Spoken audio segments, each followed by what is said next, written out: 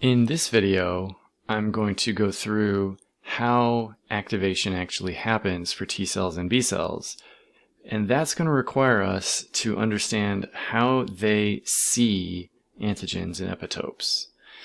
And that's usually going to involve MHC, or the major histocompatibility complex. So we're going to have to see how that works. So we will. And you'll see it does get confusing because situations where cells look at MHC are involved both in activation and in effector function. So you have to kind of pay close attention to what is happening in all these situations. There are 5 different situations we are going to see that involve MHC. So first, let's look at activation. So what happens for a T cell to activate? This might be a good time to remind yourself, what are the outcomes of activation? And what are the T cell effector cells? Those are good things to be able to look up quickly. So what happens is a mature naive T cell is ready to be activated, and when an antigen presenting cell shows it the right epitope, it shows it the one it can see, the one it can recognize, which is insanely rare. What are the chances that an antigen presenting cell has the right epitope for a lymphocyte? It's astronomically unlikely, but it happens. So, if an antigen presenting cell brings the right epitope to a mature naive T cell, it's going to get activated.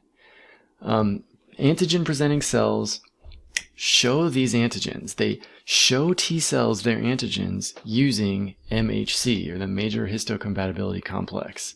There are 2 different systems that we will look at, MHC1, MHC2, and their job is to display proteins. And the only way a T cell receptor can look at a protein is if it's on MHC.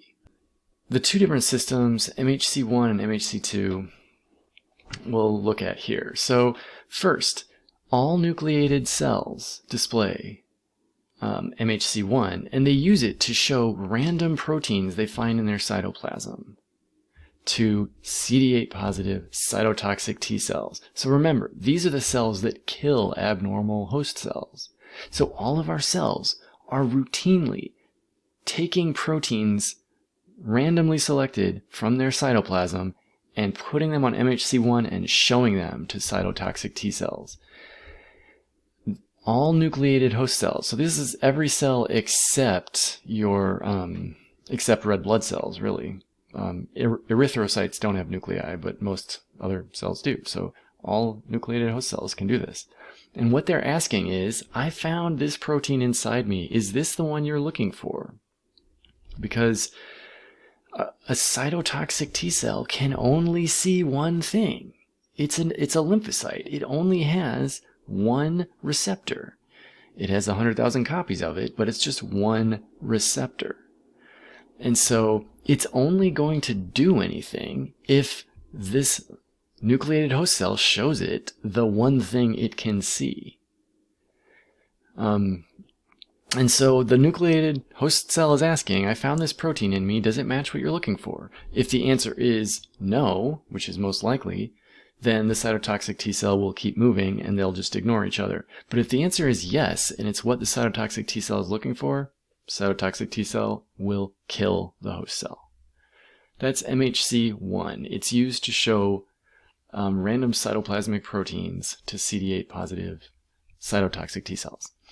MHC2 is more specialized, and the only cells that use it to display things they've brought in through phagocytosis or some other endocytosis. And so the cells that use this are B cells, actually. We'll get into that. Dendritic cells and macrophages.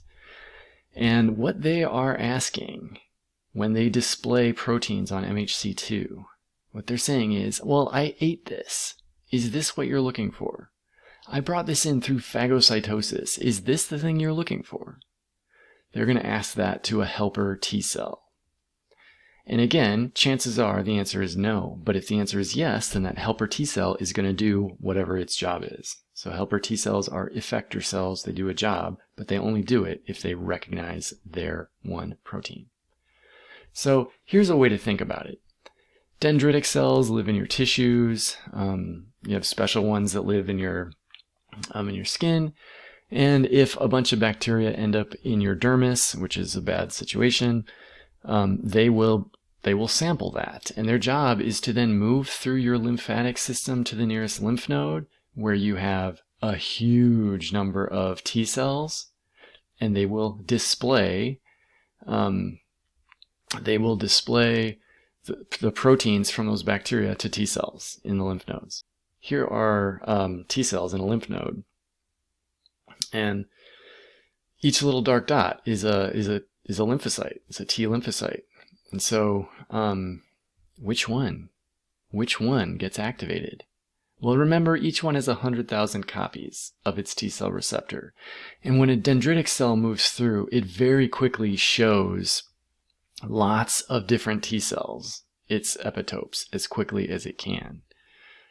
So here we are, T cell activation. So that's how helper T cells and cytotoxic T cells get activated.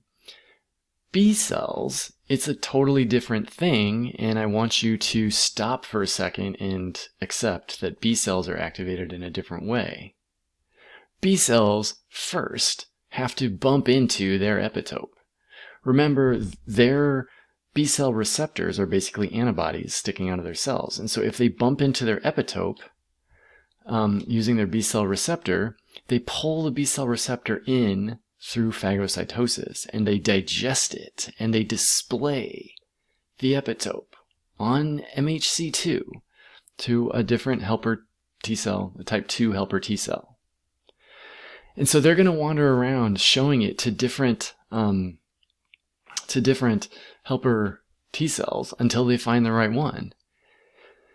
And then if they find the right type 2 helper T cell, it will give the B cell the activate yourself signal. And if it never does find the right helper T cell, it will never go through that full activation. And then once that happens, it's activated. So it goes through clonal expansion and its daughters differentiate. So B cells activation, instead of requiring a dendritic cell to bring it the epitope, it actually binds its own epitope and then shows it to a helper T cell, or to many helper T cells. And if one of those helper T cells recognizes it, that helper T cell will give it the activation signal. I think, honestly, this is enough for one video. In the next video, I will show you some diagrams of cells interacting with each other. And that's heavy, and I want you to draw those interactions, and we have to look at the details of them. So let's get into that in the next video, and that's where you'll see MHC and the T cell receptors and co-receptors all working together. So we'll get into that in the next video, and I will see you there.